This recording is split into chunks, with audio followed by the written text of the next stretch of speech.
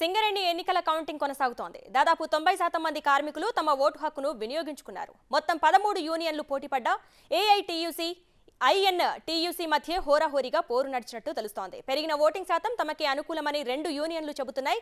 ఇక దీనికి సంబంధించి మరింత సమాచారం వరంగల్ వేణు అందిస్తారు. వేణు, చెప్పండి, దీనికి సంబంధించి పూర్తి డీటెయిల్స్ ఏంటి?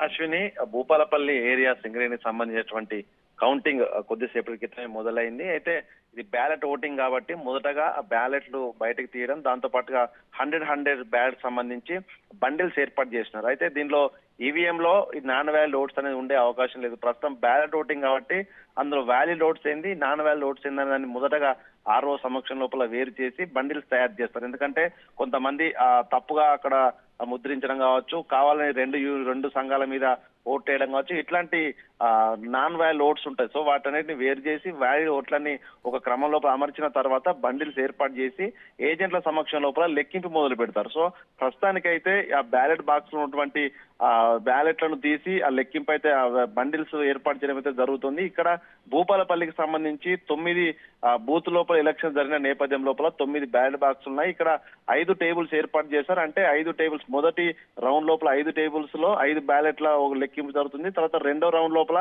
మిగతా 4 బాక్స్ లో సంబంధించిన ఓట్ల లెక్క, అంటే 2 రౌండ్ల లోపల పూర్తిగా ఇక్కడ ఉన్నటువంటి కౌంటింగ్ అయితే పూర్తయ్యే అవకాశం కనిపిస్తుంది. ఇంకా ఇప్పుడు valid votes, non valid votes రెండింటిని వేరు చేయడం ఇప్పుడు ప్రారంభమైంది కాబట్టి దాదాపు ఇంకో గంట సమయం దీనికి పట్టే అవకాశం కనిపిస్తుంది. ఆ తర్వాత లెక్కింపు, గంట తర్వాత లెక్కింపు మొదలవుతుంది. అంటే దాదాపు 2 గంటల నుంచి 2 గంటల 30 నిమిషాల తర్వాత మొదటి రౌండ్ సంబంధించిన ఫలితాలు వచ్చే అవకాశం ఉంది. భూపాలపల్లి సింగరేణి లోపల ఇప్పటికే 5,410 ఓట్లు ఉంటే 5,123 ఓట్లు పోలు, అంటే 94.7%.